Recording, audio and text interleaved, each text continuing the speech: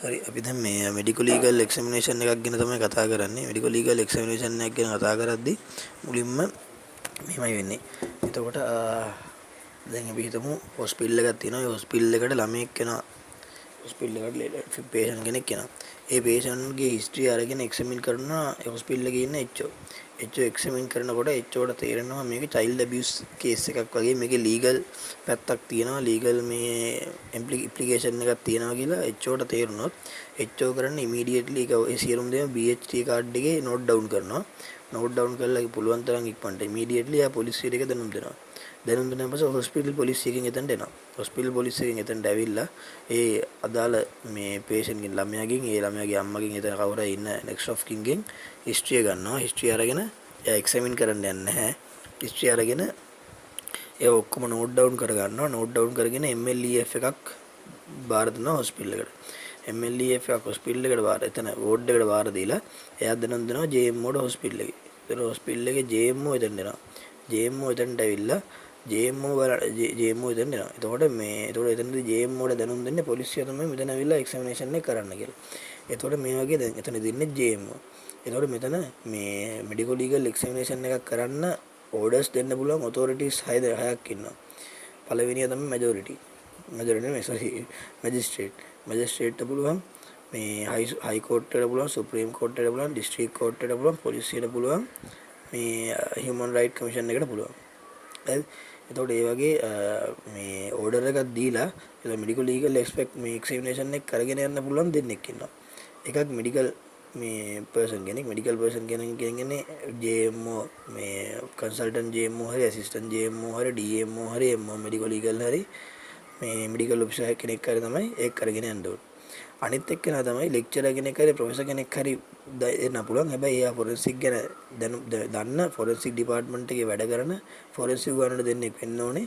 ඒ වගේම full registration එකක් තියෙන්න ඕනේ. දෙගොල්ලෝ නම් ෆුල් රෙජිස්ට්‍රේෂන් එකක් තියෙන්න ඕනේ.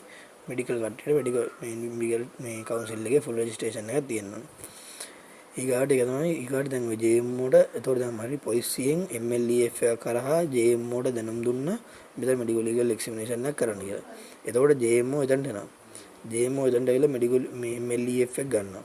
ඊට පස්සේ MLEF එකේ තියෙන අදාළ පුද්ගලයාගේ මේවා පොලිස් අදාළ එක බාර දුන්න ඉන්වෙස්ටිගේටිං ඔෆිසර්ගේ තොරතුරු ඒවා නෝට් ඩවුන් කරගන්නවා. ඊගාවට මේ එතන ඉන්න ඒ ළමයාගේ හිස්ටරි ගන්නවා. හිස්ටරි ගද්දී ඉස්සෙල්ලාම එයා තවන්ට මේ ડોක්ටර්ගේ ඉන්ට්‍රොඩියුස් කරනවා එයා ගැන නම ඊට පස්සේ එයාගේ පොසිෂන් එක. එතකොට දැන් මේ කරන්න යන ප්‍රොසීඩියර් එක ඒකෙන් ඉක්වලන්ට් තියෙන බෙනිෆිට් ඇයි මේ ප්‍රොසීඩියර් කරන්නේ ඇයි හිස්ටරි ගන්න ඇයි එක්සැමිනේෂන් එක කරන්නේ මේක ඊගාවට මොකද කරන්න පුළුවන් කරන්නේ ඊගාට හිස්ටරි එක දෙන්න කැමති නැද්ද ඊගාට කන්සෙන්ට් එක ගන්න ඕනේ ඊගාට හිස්ටරි එක්සැමිනේෂන් කරන්න දෙන්නේ නැත්නම් ඒකට තියෙන අනිත් මේ ඔප්ෂන්ස් මොනවද එහෙම නැති වුණොත් වෙන ඩිස්ඇඩ්වාන්ටේජස් මොනවද ඒ සියලු දේම එක්ස්ප්ලেইন කරන්න ඕනේ ඒ ළමයෙක් නම් ඒ ළමයාටයි එහෙම නැත්නම් එක වයස සීමාවල ඉන්න පුළුවන් ඒ ඕනම වයසක පේෂන්ට් කෙනෙක්ට එක්ස්ප්ලেইন කරන්න ඕනේ ඒ ටික එක්ස්ප්ලেইন කරලා මේ එක්ස්ප්ලেইන් කරලා මෙඩිකල් ලීගල් එක්සැමිනේෂන් එකට යනවා. එතකොට පළවෙනි එක හරි ඉන්ට්‍රොඩියුස් කරනවා ඊට පස්සේ අර්ධයක් කරනවා ඊගාවට මේ දැන් එක්සැමිනි කියන්නේ පේෂන්ට් ෆීමේල් කියමු ෆීමේල් කෙනෙක් නම් මේල් JMO කෙනෙක් නම් එයාට තනියෙන් එක්සැමින් කරන්න බෑ. එතකොට එක්සැමිනේෂන් එකේදී හිස්ටරි ගන්න එකේදී දෙකේදීම ඉන්න ඕනේ චැපරෝන් කෙනෙක්. ඒ චැපරෝන් මේ එක්සැමිනි කියන්නේ ෆීමේල් චැපරෝන් කෙනෙක්ම වෙන්න ඕනේ. හරිද? ඒ ෆීමේල් චැපරෝන්ට ගන්න ගොඩක් වෙලාවට මේ නර්ස් කෙනෙක් වගේ තමයි ගන්නෙ. මොකද දැන් මෙහෙම එකකුත් නර්ස් කෙනෙක් තමයි ගන්නෙ. මොකද මේ දැන් ඒ අදාළ එක්කෙනාව පොලිසියෙන් නම් අරන් ඉන්නේ පොලිසිය ඇතුළේ තියාගන්නේ නැහැ. මොකද පොලිසිය ඇතුළේ තියාගත්තොත් එයාට සාමාන්‍යයෙන් ඇත්ත දේවල් කවදාවත් කියන්නේ නැහැ. ඒ නිසා පොලිසිය එළියෙන් දිනනවා. හැබැයි ළඟම තියාගන්න මොකද එස්කේප් වෙන හැදුවොත් එimhe අල්ල ගන්න බලාගෙන ළඟ තියාගන්නවා. එතකොට දැන් ෆීමේල් කෙනෙක් ෆීමේල් චැපරෝන් කෙනෙක්ව තියාගන්න ඕනේ. ඒ වගේම කන්සෙන්ට් එක ගන්න එක අත්‍යවශ්‍යයි. කන්සෙන්ට් එක ගන්නකොට රිටන් ඉන්ෆෝම්ඩ් විට්නස් කන්සෙන්ට් එකක් ගන්නත් ඕනේ එක්සැමිනේෂන් එක කරන්න. ඊගාට මේ පුළුවන් තරම් එක්සැමිනේෂන් රූම් එක ඇතුලේ ලිමිටඩ් නම්බර්ස් ගණක් මිනිස්සු ඉන්න ඕනේ. ගොඩාක් වෙලාට දැන් ෆීමේල් කෙනෙක් වුණා එක්සැමින් කරන්න ඉන්න පුළුවන්. JMOඩයි වික්ටිම්ටයි එහෙම නැත්නම් එක්සැමිනීටයි තව එක ෆීමේල් කෙනෙක් චැපරෝන් කෙනෙක් විතර ඉන්න පුළුවන්. ඒ කට්ටියට තමයි ඉන්න පුළුවන්. ඊගාට හරි අර කිව්වනේ මේ හොස්පිටල් මේ පොලිසිය එක්කන එළියෙන් ඉන්න ඕනේ කියන එක. ඉතින් අනිත් දේත් කිව්වා මේ ඉන්ෆෝම් රිටන් කන්සන්ට් එකක් ගන්න ඕනේ එක්සැමිනේෂන් එක කරන්න කලින්. ඒතකොට පියවර ඔක්කොම 6ක් තියෙනවා. ඒ 6 මුලින් ඉඳන් ආපහු ගියොත් ඉස්සෙල්ලාම ඉන්ට්‍රොඩියුස් කරනවා අපි ගැන. ඊගාට අපේ පොසිෂන් එකයි ප්‍රොසීඩියර් එකයි එක්ස්ප්ලেইন කරලා ඒ ප්‍රොසීඩියර් කරන එකයි බෙනිෆිට් එකයි එකෙන් මේ මොනවද වෙන දෙන ඔප්ෂන් එක මොනවද කියලා කියනවා. තුන්වෙනි එක මේ මොනවද ෆීමේල් නම් ඒ ෆීමේල් එක්කෙනාට චැපරෝන් කෙනෙක් ගන්න ඕනේ. එයාගේ ෆීමේල්ම චැපරෝන් කෙනෙක් ගන්න ඕනේ. ගොඩක් වෙලාවට නර්ස් කෙනෙක් තමයි ගන්නෙ. ඊකට පුළුවන් තරම් එක්සැමිනේෂන් එක කරන රූම් එකේ අඩු ගාණක් ඉන්න ඕනේ. 3 දිනක් තමයි ෆීමේල් කෙනෙක් ළඟ ඉන්න පුළුවන්. මේ ජේඑම්ఓයි අදාළ වික්ටිම් උයි නැත්නම් එක්සැමිනී අනිත් එක්කෙනා මේ නර්ස් කෙනෙක් ඉන්නවා. ඒකට හොස්පිටල් එකකින් අරන් එන කෙනෙක් නම් පොලිසියෙන් අරන් එන කෙනෙක් නම් පොලිසිය එක්කෙනා එළියෙන් ඉන්න ඕනේ. මොකද පොලිසිය එක්කෙනා ඇතුලෙන් ඉන්න එක හරියන්නේ නැහැ. හැබැයි එළිය ළඟ එතන ළඟින්ම ඉන්න ඕනේ. එහෙම යන්න බෑ. මොකද මේ ඌ පැනලා ගියොත් එහම අල්ල ගන්න බලාගෙන. ඊගාට අනිත් එක 6 වෙනි එක ඇවිල්ලා මේ එයාගෙන් එක්සැමිනේෂන් එක කරන්න කලින් සියලුම දේ ඉන්ෆෝම් කරලා ඉන්ෆෝම් රිටන් කන්සෙන්ට් එකක් ගන්නවා. ඉන්ෆෝම් රිටන් විට්නස් කන්සෙන්ට් එකක් ගන්නවා නම් තමයි හොඳ. ඒතකොට අපි අන්තිමට කතා කරේ ඉන්ෆෝම් රිටන් කන්සෙන්ට් එකනේ. ඒතර කන්සෙන්ට් එක ගන්න එකේ තියෙන මේ ඩිෆිකල්ටිස් ප්‍රධාන වශයෙන් තුනක් තියෙනවා. පළවෙනි එක තමයි අපි කන්සෙන්ට් එක ගත්තට වැඩක් නැහැ කන්සෙන්ට් එකේ වැලිඩිටි නැත්තම්. දෙවෙනි එක කන්සෙන්ට් එක ගන්න අපි හදනකොට ඌ කන්සෙන්ට් එක දෙන්න කැමති නැහැ. තුන්වෙනි එක තමයි කන්සෙන්ට් එක දුන්නාට කන්ඩිෂන්ස් එක දෙන්නේ. මොනවා රූට් කන්ඩිෂන් එකක් දානවා. ඒතර පළවෙනි එක ගත්තන් පස්සේ මේ කන්සෙන්ට් එක දුන්නාට වැලිඩිටි නැති වෙන අවස්ථා ප්‍රධාන වශයෙන් 4ක් තියෙනවා. පළවෙනි එක තමයි ලික අරගෙන ඉන්න එක. බීලා ඉන්න මිනිස්සෙක්ගෙන් මේ කියන්නේ ලික අන්ඩර් ඉන්ෆ්ලුවන්ස් ලික ඉන්ෆ්ලුවන්ස් එකක් තියෙන මිනිස්සෙක්ගෙන් ගත්තට ඒක වැලිඩිටි නැහැ. ඊට පස්සේ මයිනර් කට්ටකින් ගත්තට වැඩක් නැහැ. මයිනර් කියලා කියන්නේ අවුරුදු 16ට අඩු ළමයින්ගෙන් ගත්තට ඒක වැලිඩිටි එකක් නැහැ. ඊට පස්සේ මෙන්ටල් රිටාර්ඩඩ් කට්ටියක ගත්තට වැඩක් නැහැ. ඒ වගේම මේ අන්සවුන්ඩ් කට්ටියක ගත්තට වැඩකුත් නැහැ. කතා කරලා යට කියන්න බැරි තත්ත්වයක ඉන්නවනම් එයාගෙන් ගත්තට ඒත් වැඩක් නැහැ. අනිත් තමයි මේ පේෂන්ට්ගෙන් කන්සෙන්ට් එක ගත්තට වැඩක් නැහැ. හරියට ඉන්ෆෝම් කරන්න නැත්නම් මේක ඉන්ෆෝම් රිටන් කන්සෙන්ට් කියලා කියන්නේ. ඒතර ඉන්ෆෝම් කරන්නේ නැතුව කන්සෙන්ට් එක ගත්තට වැඩකුත් නැහැ. ඊගාට තමයි ඊගාට මේ කන්සෙන්ට් එක දෙන්න කැමති නැති වෙන අවස්ථා ප්‍රධාන වශයෙන් දෙකක් තියෙනවා.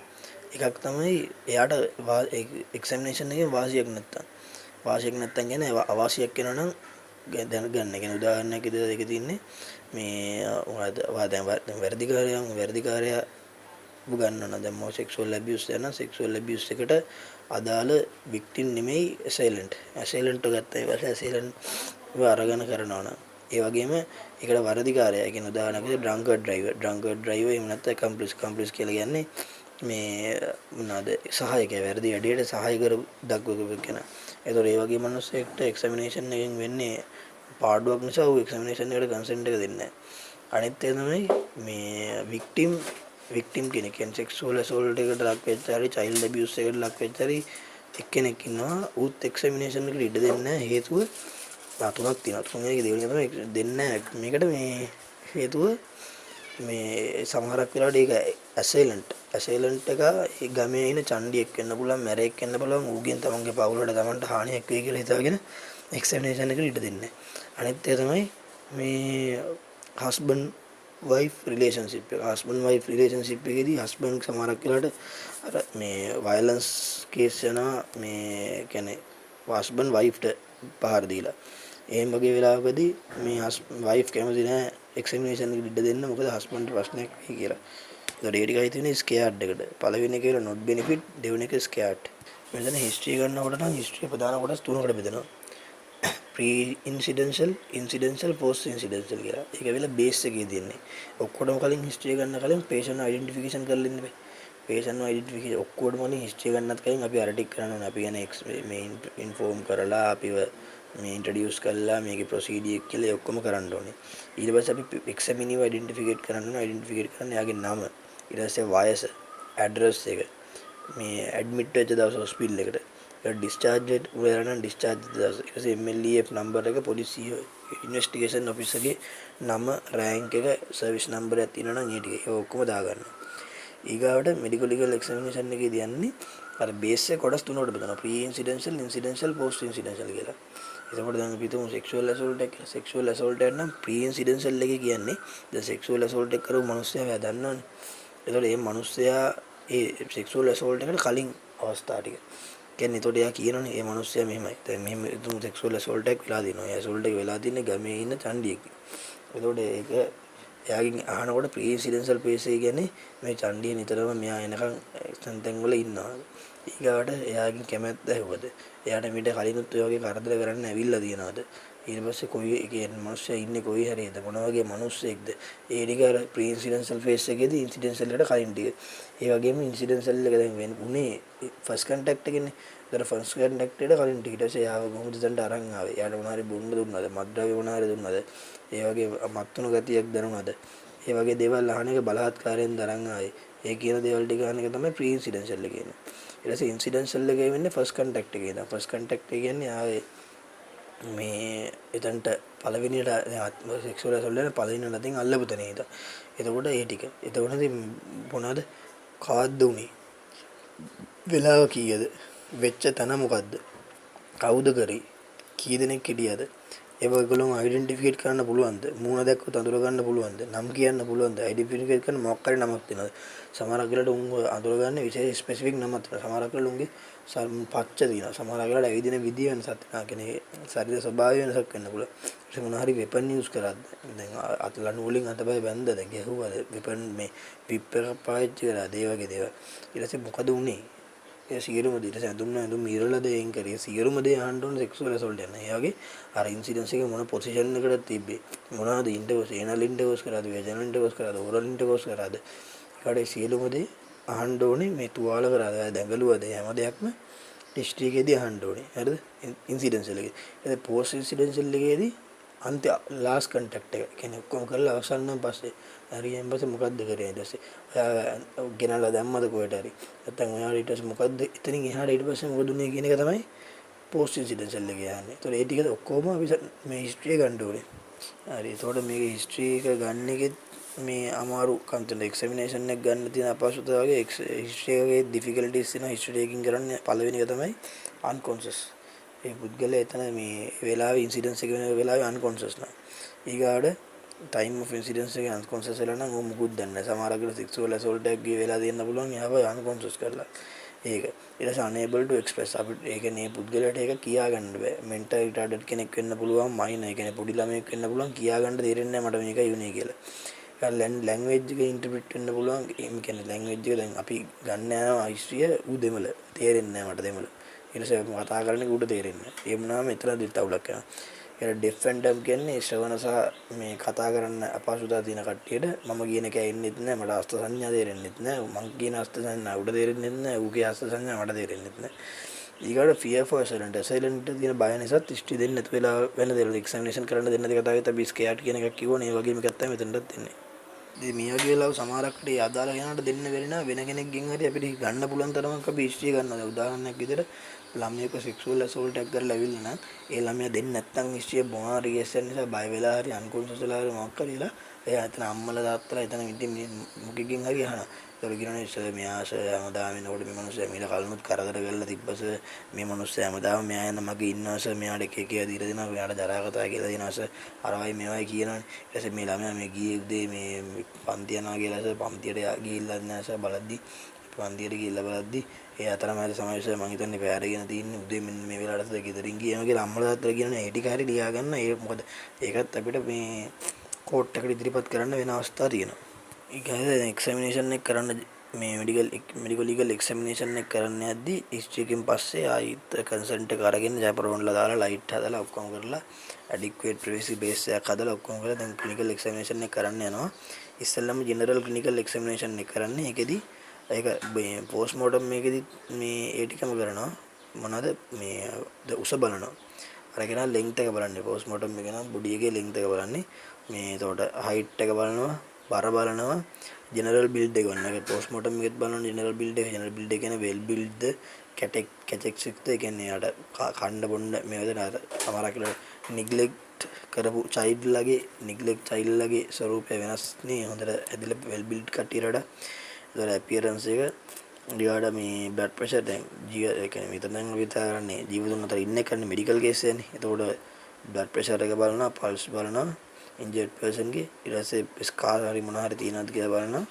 ඊගාට ක්ලෝත් බලනවා මේ මොකද රේප් කට්ටියගේ රෝඩ් ට්‍රැෆික් ඇක්සිඩන්ට් එක ෆයර් ආම් එකේදී ඒ වගේ දැන් සමහර බ්ලඩ් ටෙස්ටින් තියෙනවා සමහරවට ඇඳුම් නැහැ අඩු වෙන්න පුළුවන් ඒ වගේ ක්ලෝතින්ග්ස් බලනවා ඊට ප්‍රධාන පහක් බලනවා හයිට් එකයි weight එකයි බලනවා ජෙනරල් බිල්ඩ් එකයි අපියරන්ස් එකයි බලනවා බ්ලඩ් ප්‍රෙෂර් එකයි පල්ස් එකයි බලනවා presence of scars බලනවා clothings බලනවා ඊගාට එක්සැමිනේෂන් එක දැන් පෝස්ට් මෝඩම් එක නම් එක්ස්ටර්නල් එක්සැමිනේෂන් එක ඉන්ටර්නල් එක්සැමිනේෂන් එක දැක්කනවා දැන් මෙතන ගොඩක් කරලා ඉන්ටර්නල් එක්සැමිනේෂන් එකක් නැහැ නේ ඇඟවල් කපලා බලන්නේ නැහැ මෙතන එක්ස්ටර්නල් එක්සැමිනේෂන් එක කරනවා සෙක්සුවල් ඇසෝල්ට් එකක් වගේ නා වජයින් එක බලනවා එන ඒනල් එක ඒකේ ඒනල් ඉන්ටර්කෝස් එකක් වගේ කියලා තේරෙනවා ඒනල් බලනවා ඊගාට ඒවයි ඊගාට ඕරල් සබ් ගන්න පුළුවන් වෙජනල් සබ් ගන්න පුළුවන් එහෙම නැත්නම් ෆර්දර් ඉන්වෙස්ටිගේෂන් වලට යන විදිහට එක්ස්රේ මේ රේඩියෝලොජිකල් මෙතඩ්ස් පාවිච්චි කරන්න පුළුවන් ඒ වගේ දේවල්. හරි ඊකට එක්ස්ටර්නල් එක්සැමිනේෂන් එක කරද්දී අපි දැන් ඒතකොට ඉස්සෙල්ලා බර ආරෝමේ ඔක්කොම බලලා අඳුන් ඔක්කොම බලලා ඒ ටික ඒවා අයින් කරලා ඊකට එක්ස්ටර්නල් එක්සැමිනේෂන් එක කරද්දී හෙඩ් උඩට බලන්න ඕනේ. ඔළුවේ ඉඳන් කකුල දක්වා සියලුම කොටස් අපි මගහරින්න නැතුව බලන්න ඕනේ. ස්කැල්ප් එක බලන්න ඕනේ. මොකද හේතුව ස්කැල්ප් එකේ ඉන්ජරි තියෙන්න පුළුවන්. වැටිලා හෙඩ් ඉන්ජරිස් වගේ එනනම් ගහපු එක කොළුවට වැදිලා ඒ වගේ තියෙන්න පුළුවන්. ඒ නිසා ඒකත් බලන්න ඕනේ. එතකොට එතනදී මේ අපි එහෙම බලලා ඉන්ජරිස් තියෙනවා මොන හරි සියලුම ඉන්ජරිස් ඩිස්ක්‍රයිබ් කරන්න ඕනේ. ෆ්‍රැක්චර් එක මේ කනේ කන්ටියුෂන් එක ඇබ්‍රේෂන් එක විදිහට සියලුම ඒවා ඉන්ජරිස් අපි මේ රිපෝට් කරන්න ඕනේ. එතකොට මේ රිපෝට් එක අවසානයේදී යන්නේ මැජිස්ට්‍රේට් ගාවට යන්නේ. මැජිස්ට්‍රේට් කියන්නේ සමහරක් විට මේ මෙඩිසින් පැත්තකින් දැනුවත්කමක් නැති වෙන්න පුළුවන් නිසා අපි ටෙක්නිකල් ටර්ම්ස් පාවිච්චි කරන විට පුළුවන් තරම් සිම්පල් ඩිස්ක්‍රිප්ෂන් එකක් තමයි කරන්නේ.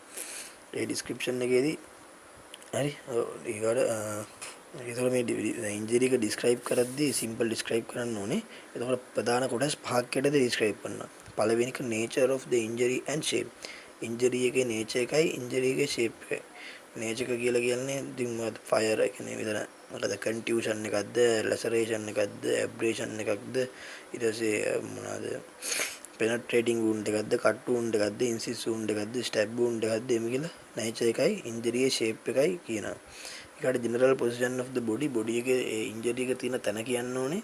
ඒ තැන කියද්දී anatomical landmarks දෙකක් පාවිච්චි කරලා අපි කියන්න ඕනේ. exact dimension කියන එක කියන්න ඕනේ. exact position and direction. exact position හරියටම තියෙන position එකයි direction එකයි මොකක්ද කියලා කියන්න ඕනේ. direction එකෙන් උදාහරණයක් විදිහට abrasion එකක් නම් abrasion එකේ තියෙන linear abrasion තියෙනවා, grace abrasion තියෙනවා, මේ අද මොකද්ද grace abrasion තියෙනවා, linear abrasion තියෙනවා. ඒක තියෙනනේ. එතකොට ඒ abrasion එක නම් අපි දන්නවා epidermal tags වලින් අපිට අඳුර ගන්න පුළුවන් direction එක injury එක. ඒක direction එකත් අපිට කියන්න පුළුවන්. ඊකට significant positive and negative factors. positive factors negative factors significant ඒවා දිනන නම් ඒවා කියන්න පුළුවන්. එතකොට ඒක ප්‍රධාන පහක් යටතේ describe කරන්න ඕනේ. පළවෙනි එක nature එකයි shape එකයි, දෙවෙනි එක position එක තියෙන body එකේ, ඊගාට exact dimension එක, ඊගාට exact position එකයි direction එකයි, ඊගාට මේ significant positive and negative findings. විකෝ nature එක ගැන කතා කරද්දී linearද sutured laceration එකක්ද oval shape contusion එකක්ද එහෙම කෙනෙක් කියන්න ඕනේ. ඊගාට general position එකේදී front or left මේ forearm, front of left forearm, මේ back of the chest, out aspect of the abdomen අන්න ඒ වගේ කියන්න ඕනේ. ඊකට exact dimension එක කියන්නේ අර shape එක එහෙම කිව්වනේ ඒක exact dimension එක ගැන හරියට මනලා කියන්න ඕනේ. සෙන්ටිමීටර් 5ක් දිගයි, සෙන්ටිමීටර් 3ක් පළලයි, circular මේ lesion එකක් තියෙන circular lesion එකේ diameter එක 1.5 යන්නේ වගේ කියන්න. ඊගාට depth එක measure කරලා කියන්න ඕනේ relation to tissue plane sorry. superficial skin එක involved muscle උදාහරණයක් විදිහට ගන්නවා cut injury එකක් නම් cut injury අර මේ cut injury spherical shape එකක් ගන්නවා. ඒක ගොඩාක් spherical shape එකක් open එකක් ගන්නවා Langer Langer lines වලින් යනවා. ඒතකොට මේ වගේ අවස්ථාවලදී අපි අර length එක බලන්න. මේකේ length එක බලන්න අපි ඒක ලං කරලා exact මේ length එක තමයි බලන්නේ. ඒතකොට මේ වගේ වෙලාවල් ඊගාට ඒක තමයි exact dimension එක. ඒතකොට exact position එක කියද්දී හරියටම position එක කියන්නේ ඒකෙදි මේ landmark පාර පළවෙනි උඩ එකේදී landmark පාවිච්චි කරන්න ඕනේ නැහැ. ඊට පස්සේ landmark පාවිච්චි කරන්න ඕනේ.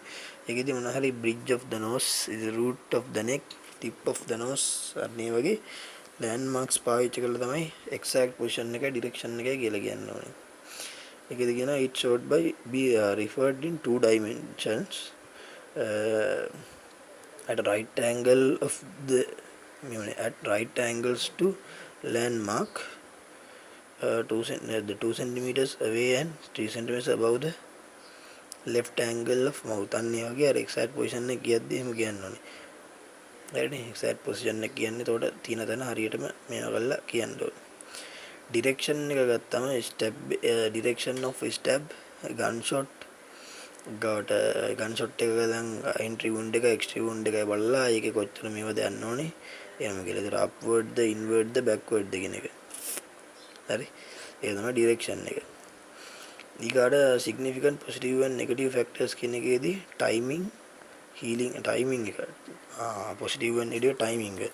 උදාහරණයක් විදිහට අපි කිව්වේ abrasion නැත්නම් abrasion එකේ timing එක කියන්න පුළුවන් විදිය. හරි. ඒක අර sky එකේ මොකද්ද මේ black මේ කළු කෑල්ලක් ඇදෙනවා. ඒ කළු කෑල්ල පොඩ කන්ට්‍රැක්ට් වෙනවා. වටේ පේල් ඒරියා එකක් ඉදරනවා. ඊට පස්සේ ඒක හැල්ලා යනවා. පේල් ඒරියා එක විතරක් ඉදරලා පස්සේ ස්කා ෆෝමේෂන් එකක් නැතුව ඒක හීල් වෙලා යනවා කියන. ඊට පස්සේ ඒකට වෙපන් එක both sides sharp වෙපන් එක ගැන කියනවනේ දෙපැත්තම sharp දෙක පැත්තක් මේ මොටයි නම් blunt නම් ඒක අර fish tail appearance එකක් එනවා මේ stab wound එකේ ඒව ගැන කියන්න පුළුවන්. ඊට පස්සේ serrated weapon එකද serrated knife එකක් නම් ඒකෙත් ඒ වගේ මේ ටෝන් වෙනවා එක එජ් එකක්.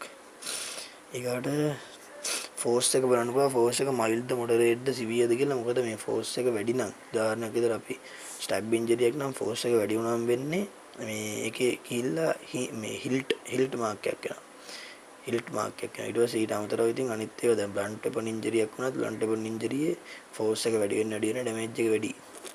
ඊට ඉෆෙක්ට් ඔෆ් ඉන්ජරි ඉෆෙක්ට් එක නිසා උදාහරණයක් විදිහට chest එකට එන ස්ටැබ් ඉන්ජරි එකක් නම් ඒකෙන් මොනවද වෙන්න පුළුවන්?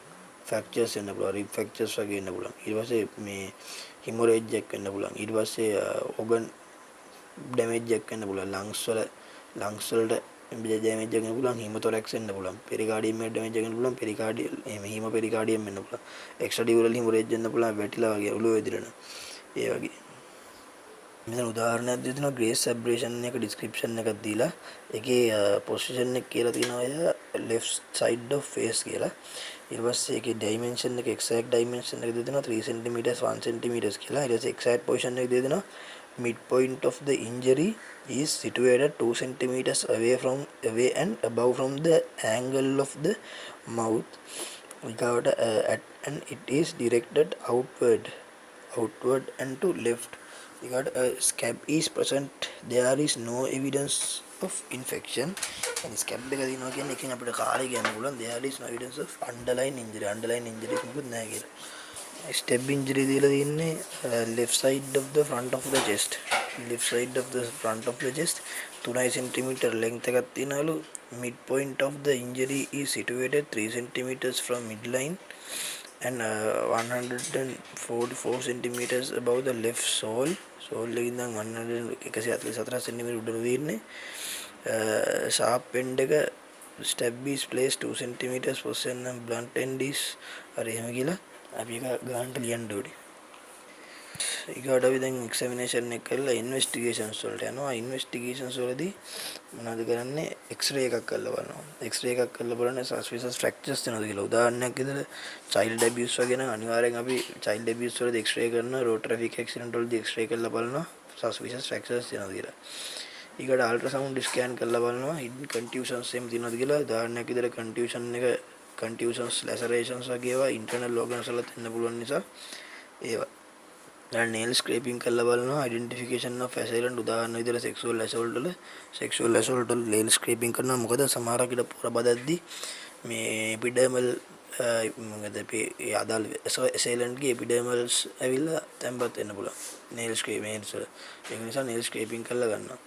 ඊට පස්සේ blood අරගෙන blood stain වෙලා තියෙනවා නම් blood අරගෙන බලනවා. සමහරක් ඉත blood stain වෙලා තියෙන ඒවා වික්ටිම් ගෙම වෙන්න පුළුවන්. සමහරක් විට එතන ගිය පොර බැදීමේදී මේ ඇසේලන්ට හානියක් වෙලා එයාගෙන් බ්ලීඩ් වෙච්ච වෙන්න පුළුවන්. ඒ නිසා බ්ලඩ් අයිඩෙන්ටිෆිකේෂන් එකනොත් කරන්න ගන්නවා. ඊකට වොමිටස් බලනවා. වොමිටස් බලන්නේ පොයිසනින් එහෙම තියෙනවා කියලා. ඕගොන පොස්පේට් පොයිසනින්ස් තියනවාද? ඊට පස්සේ එයාට මොනක් හරි වෙන පොයිසන් එකක් දීලාද මරලා තින්නේ. එහෙම. වැජිනල් ස්මියර්ස් අරන් බලනවා ස්පර්මටෝසෝවා. මොකද මේ sexual assault එකක් නම් අනිවාර්යෙන් ගොඩක් වෙලාවට vaginal smear එකේ ස්පර්මටෝසෝවා හොයාගන්න පුළුවන්. vaginal swab එකක් කරලා බලනවා vaginal secretions ඊගාට ඔඩියෝග්‍රෑම් එකක් කරලා බලනවා හියරින් නේ.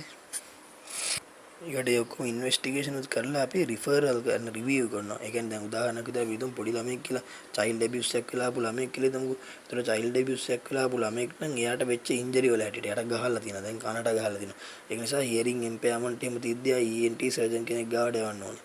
ඊකට නෝස් ඉන්ජරිස් ඉන් ද නෝස් කියන නහය උගුර කරනාසය සම්බන්ධයෙන් මොන හරි ඉන්ජරිස් තියෙනවා නම් ENT සර්ජන් කෙනෙක් ගාවට යවන්න ඕනේ. ඒකට ඇහැට මොන හරි හානියක් වෙලා තියෙනවා නම් අයි සර්ජන් කෙනෙක් ගාවට යවන්න ඕනේ. ඊට දැන් ගොඩක් වෙලාවට ඇසෙල මේ වික්ටිම්ස්ලා සෙක්සුවල් ඇසෝල්ට් වෙච්ච කට්ටිය චයිල්ඩ් ඇබියුස් වෙච්ච කට්ටිය සයිකියාට්‍රිකලි ඉල් සයිකියාට්‍රික් මේ මොකද මේ සයිකොලොජිකල් ඉල්නස් ඒතර සයිකොලොජිකල් ඉල්නස් නිසා කවුන්සලින් කරන්න සයිකියාට්‍රිස්ට් ගාවට යනවා මේ රේප් වික්ටිම්ස්ලා චයිල්ඩ් ඇබියුස් කට්ටිය ඒ වගේ කට්ටිය ඊට අමතරව ඒ තියෙන ඩිසීස් අනුව ජෙනරල් සර්ජන් කෙනෙක් ගාවට යන්න පුළුවන් සර්ජරි අවශ්‍ය නම් උදාහරණයක් විදිහට කන්ටියුෂන්ස් එකක් නිසා liver එකට ඩැමේජ් වෙලා නම් liver contusion නැත්නම් liver laceration එකක් තියෙනවා නම් ඒ වගේ වෙලාවද සර්ජරියක් අවශ්‍ය නම් සර්ජන් කෙනෙක් ගාවට යනවා ජෙනරල් ෆිසිෂියන් කෙනෙක් ගාවට යනවා සමහරක් ඒවායිදී මේ ජෙනරල් ෆිසිෂියන් කෙනෙක් ගාවට ට්‍රීට් කරන්න ඕනේ නෝ ඕර්තොපෙඩික් සර්ජන් කෙනෙක් ගාවට යවන්න වෙනවා මේ මොනවාද ෆ්‍රැක්චර්ස් එහෙම තියෙනවා MLEF එක ගැන කතා කරද්දී MLEF කියන්නේ අපි ඉස්සල්ලාම කතා කරා මෙඩිකල් ලීගල් එක්සැමිනේෂන් එක තියෙන එක ડોකියුමන්ට් එකක් තමයි MLEF එක. ඒතකොට MLEF එක දෙන්නේ පොලිසියෙන්. මෙඩිකල් ලීගල් එක්සැමිනේෂන් ෆෝම් එක. එතකොට ඒකේ පාර්ට් තුනක් තියෙනවා. ඒ පාර්ට් තුනේ එක පාර්ට් එකක් පොලිසිය ගාව ඉතුරු වෙනවා. අනිත් පාර්ට් දෙක තමයි පොලිසියෙන් ડોක්ටර්ට දෙන්නේ. එතකොට ඒ දෙක දෙනකොට දැන් MLEF එකේ දැන් අපි ඒක ස්පෙસિෆික් MLEF එකක් තමයි JMO කෙනෙක්ට හම්බෙන්නේ. ඒ කියන්නේ MLEF පොතක් නම් ඒ පොතේ හැම එකක්ම අංකණය කරලා තියෙන්නේ. එතකොට 112 වෙනි MLEF එක නම් 112 MLEF එකේ පොතේ ඉතුරු වෙන්න ඕන කැලලක් තියෙනවා. ඉතුරු කැලල තමයි අපිට හම්බෙන්නේ. හරිද? එතකොට ඒ දෙක ටැලි වෙනවා. අපි මොන කවද්ද දුන්නේ මොන JMOටද දුන්නේ මේ මොකද්ද මොන කේස් එක සඳහාද මේක නිකුත් කරේ මොකද්ද හොස්පිටල් එක කොයි වෙලාවෙ දුන්නේ සියලුම දේගේ ෂෝට් හිස්ටරි එකක් ඉඳන් ඉන්වෙස්ටිගේටර් ඔෆිසර් කියවා ඒ ටික. එතකොට MLEF එක ගන්න MLEF එකේ ආපහු කැලේ දෙකක් තියෙන කොටස් දෙකක්. ඒ කොටස් දෙකේ තියෙන්නේ මෙඩිකල් ඔෆිසර් කොපි එකයි පොලිස් කොපි එකයි. එතකොට අපි මේ JMO හිස්ටරි අරගෙන මෙඩිකල් ලීගල් එක්සැමිනේෂන් එක කළා ඒ MLEF එක ෆිල් කරලා මේ පොලිස් කොපි එක පොලිසියට බාර දෙනවා මෙඩිකල් ඔෆිසර් කොපි එක ડોක්ටර් ගාව තියා ගන්නවා. මොකද හේතුව ඒ දෙක ටැලි වෙන්න ඕනේ. ටැලි වෙන විදිහට රිපෝට් එක අපි ලියන්න ඕනේ. ලියලා පොලිසියට දෙනවා. ඒක තමන්ගේ ආරක්ෂාව සඳහා තමන් එක අනිවාර්යෙන් පරීක්ෂා කරලා තියාගන්න ඕනේ. මෙන්න මෙදා කරපු මේ මෙඩිකල් ලීගල් එක්සැමිනේෂන් එකේ MLEF එකේ මෙඩිකල් ඔෆිසර් කොපි එක කියලා. එතකොට MLEF එකේ අපි සඳහන් කරනවා detailed history of the injuries according to the patient's account. patient කේට කියන්නේ මේ අර patient examine කරලා ඒකේ තියෙන මේ injuries වල සියලුම විස්තර මේ අපි describe detail history එකක් ලියනවා. detail history of injuries ඒ කියන්නේ injuries වල history එක මේව ගහලා අරම ගහලා එක කියන්නේ history එක කියන history එකේ කොටස ටික ලියා ගන්න ඕනේ. ඊට පස්සේ injury type ටික ලියන්න ඕනේ. හරි ඊට පස්සේ classify categorize the injuries according to the severity direction and numbers ඒ ටික ලියන්න ඕනේ. එතකොට මුලින්ම history එක ලියන්න ඕනේ brief يعني එයාගේ history එක patient ගේ according to the patient history එක ලියන්න ඕනේ. ඊට පස්සේ අපි injuries බලනකොට head to toe සියලුම injuries බලනකොට ඒතර injuries වල type ලියන්න ඕනේ. contusions the lacerations the stab the cut the incise the සියල්ල. ඊකට ඒවා categorize කරන්න ඕනේ severity එක අනුව. severity එක අනුව direction numbers අනුව ඒක categorize කරලා ඒක ලියන්න ඕනේ. ඊට ලියනනේ මේ circumstances අපි ප්‍රධානයෙන් තුනක් කතා කරන්නේ. මොනවද? accidental වෙන්න පුළුවන්, suicidal වෙන්න පුළුවන්, homicide වෙන්න පුළුවන්. ඒතකොට ඒ වගේ weapon එකක් use කරලා තියනවාද? drugs දීලාද මේ sexual assault එක කරලා තියන්නේ. ඊකට alcohol පාවිච්චි කරපු වෙලාවකද මේක වෙලා තින්නේ. මේ road traffic accident එක වෙලා තින්නේ. ඒක වාහනේ ලෝව එක drunken වෙලා ඉද්දිද. ඊට පස්සේ fight එකකද මේ තුවාල වෙලා තින්නේ. car accident එකකද. ඒ වගේ ඒවා මේ circumstances කියන්නේ. ඊට පස්සේ මේ ඉන්ජරිස් ගැන අපි මේ JMO විදිහට මේ ඉන්ජරිස් වලට කෝස් එක ගැනත් ඔපිනියන් එකක් දෙන්න ඕනේ. ඒ කියන්නේ ස්ටැබ් ඉන්ජරි ගැන හරි කන්ටියුෂන් එකක් ඒක වෙලා තින්නේ හරි එහෙම අපි ඒක ගැන මේ ඔපිනියන් එකකුත් දෙන්න ඕනේ. හරිනේ. එතකොට MLEF එක ලියන්න ඕනේ. ඒ ටික මොනවද? හිස්ටරි එක, ඉන්ජරිස් වල ටයිප් එක, සිවියරිටි එක අනුව කැටගරයිස් කරන්න ඕනේ. ඊට පස්සේ සර්කම්ස්ටැන්සස් කියන්න ඕනේ මේ ඩ්‍රග් අරගෙනද ඇල්කොහොල්ද කාර් ඇක්සිඩන්ට් එකක්ද එහෙම කියලා. ඊට පස්සේ ඉන්ජරිස් ගැන ඔපිනියන් එකක් දෙන්න ඕනේ. එතකොට අපි දැන් ඊට පස්සේ මේක මේ MLEF එකේ දෙන තොරතුරු වල පොලිසිය තීරණය කරන්නේ මේ අපි මේ ඇසෙලන්ට් මොකද කරන්නේ කියලා. උඩ චෝදනා කරනවද උඩ ඒකේ කතන්දරේ තීරණය කරන්නේ ඊට පස්සේ. ඊගාවට ගොඩක් වෙලාවට මේ MLEF ඉෂුව කරන අවස්ථා තමයි assaults, child abuse, road traffic injuries, sexual assaults, examination for alcohol, torture. ඒවට තමයි පාවිච්චි කරන්නේ. assault එකක් ගහගෙන හරි කාටරි ගහලා හරි එයා ඒ සම්බන්ධයෙන්. ඊට පස්සේ child abuse එකක් වෙනවා නම්, ඊකට road traffic accident එකක් වෙලා නම්, ඊට sexual assault එකක් වෙලා නම්, alcohol පිළිබඳ එක්සැමිනේෂන් එක කරන උදාහරණයක් විදිහට ඩ්‍රංකන් ඩ්‍රයිවර් වගේ ඊටසේ වද දීලා ටෝචර් කෙනෙක් වද දෙනවනේ වද දීලා වගේ කේස් එකක්. මෙතන MLEF එකේ ෆෝම් එකේ කොපියක් දීලා දිනවා. ඒකේ දිනවා මෙඩිකල් ඔෆිසර් කොපි එකේ දිනවා පොලිස් ස්ටේෂන් එක. date of issue MLEF එක කවද ඉෂුව කරේ. ඊට පස්සේ MLEF එකේ නම්බර එක. ඊට පස්සේ එක්සැමිනී ඒ කියන්නේ වික්ටිම් ගේ අපි එක්සැමින් කරන මිනිස්සයා ඉන්නේ. ඒ මිනිස්සයාගේ නම සම්පූර්ණම ලියන්න ඕනේ. ඊකට date of birth එක. ඊට පස්සේ වයස ඔය හැම එකක්ම වැදගත්. මොකද මේ හැම එකක්ම දෙන්නෙක්ව වෙන් කරලා අඳුර ගන්න හේතු වෙනවා. ඩෙන්ටිටි එක වෙනස් වෙන් කරලා අඳුර ගන්න. ඊට පස්සේ reasons for referring for examination එක ඇයි අපි රිෆර් කරේ. උඩ ගිහපු child abuse case එකක්ද, road traffic accident එකක්ද, sexual assault එකක්ද, torture එකක්ද ඒ කියන ටික. ඊට පස්සේ police officer issue කර police officer. ඊට පස්සේ signature එක police officer ගේ. ඊට පස්සේ යාගේ rank එක, registration number එක, service number එක. ඊට පස්සේ ඒක නේම් කියලා දෙන ඉෂුවි පොලිස් ඔෆිසර්ස්. ඊගාට මම හිතන්නේ මෙතන උඩ හරියට. ඊගාට produced by medical officer admission එක ගැන ඉල්ලලා දෙනවා. hospital එක මොකද්ද, ward එක මොකද්ද, date එක මොකද්ද, admit කරපු වෙලාව මොකද්ද, BHA number එක මොකද්ද. ඒක ඔක්කොම tally වෙන්න ඕනේ. ඊට පස්සේ examination එක කරපු date එක මොකද්ද, place එක මොකද්ද, වෙලාව මොකද්ද, discharge කරපු වෙලාව මොකද්ද. ඒත් එක්කම තියෙනවා 13 වෙනි එකේ තියෙනවා අර ටික. කියන්නේ nature of bodily harm කියන එක abrasions තියනවාද, contusions තියනවාද, lacerations තියනවාද, stab තියනවාද, cut තියනවාද, fracture තියනවාද, firearm තියනවාද, burns තියනවාද, bite තියනවාද, dislocation, subluxation තියනවාද, explosive injuries තියනවාද කියන එක දාන්න තියෙනවා. ඒවා ඊගාට internal injuries ගැන mention කරන්න තියෙනවා. ඊගාට other injuries තියෙනවා nature of the causative weapon එක blunt weapon එකකින්ද, sharp weapon එකකින්ද, firearm එකකින්ද, explosive device එකකින්ද වෙලා තියෙන්නේ කියලා කියන්න ඕන.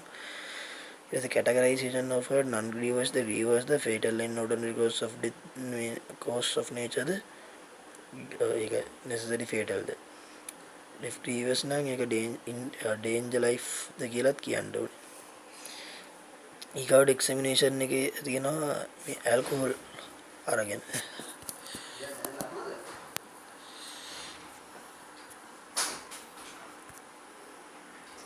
අර 16 වෙනි එකේ තියෙන්නේ examination for consumption of alcohol අරන් තියෙනවා කියලා. breathing smell එක. එතකොට under influence of liquor නම් කොහොමද අපි මේ මොකද්ද consent එකේම ගත්තේ කියන එක negative ද කියන එක. ඊගාට examination for consumption of drugs මොනාරි අරන් තියනවාද, ඒකෙත් consumes ද under influence ද negative ද කියන එක. ඊගාට examination of alleged sexual assault එකක් කියලා දිනවද කියලා. brief history of given by examine දුන්න brief history එකක් ලියන්න ඕනේ. find of examination relevant to given history.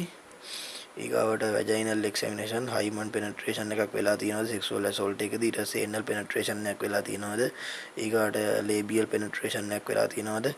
ඒවා ඊගාට ඉන්වෙස්ටිගේෂන්ස් කරන්න අවපුව ගැන ලියන්න ඕනේ. vaginal smear එකක් කියවද, vaginal swab එකක් කියවද, blood යවුවද, එහෙම. ඊට පස්සේ referral කාටද refer කරන්න. මෙයාව psychiatric කෙනෙක්ට refer කරනවද, orthopedic කෙනෙක්ට refer කරනවද, road traffic accident එකදී ඒ වගේ remarks මොනවද තියෙන්නේ. referral number එක දානවා. එතනදී මේ ડોක්ටර්ගේ full name, qualification එක, SLMC register number එක, designation of the මේ මෙඩිකල් ඔෆිසර් ඒ සෙට් එක දාන්න ඕන. නේ එතකොට මේ මෙඩිකල් ලීගල් රිපෝට් එක කියන එක MLR කියන එක දැන් හරිද MLR මෙඩිකල් ලීගල් රිපෝට් එක. එතකොට මෙඩිකල් ලීගල් රිපෝට් එක කියලා කියන්නේ මේ detailed explanation of the MLEF. ඒ කියන්නේ MLEF ඒ කියන්නේ medical legal examination findings නේ. ඒ medical legal examination findings වල detail expansion එකක් තියෙනවා. දැන් අර කිව්ව detail දාන්නේ නැහනේ. conclusion එකක් තියෙනවා නම් tick එකක් දානවා. ඒ වගේනේ. දැන් මේක detail expansion එක තමයි medical legal report එක දාන්නේ. The magistrate court will summon the JMO to send the report to court. එතකොට ඒක කෝට් එකට යවනවා අපි MLR එකක් මෙඩිකල් ලීගල් රිපෝට් එකක් අපි ලියන්න ඕනේ. පොලිසියට බාර දෙන මෙඩිකල් ලීගල් රිපෝට් එක ලියන්න ඕනේ. අපි ඒකත් හිස්ටරි එක්සැමිනේෂන් ෆයින්ඩින්ග්ස් ඔක්කොම දාලා මෙඩිකල් ලීගල් රිපෝට් එකක් නේ මෙඩිකල් ලීගල් රිපෝට් එක අපිට බාර දෙන්න තියෙනවා මේ කෝට් එකට. ඒක ඩීටේල් විදියට ලියන්න ඕනේ.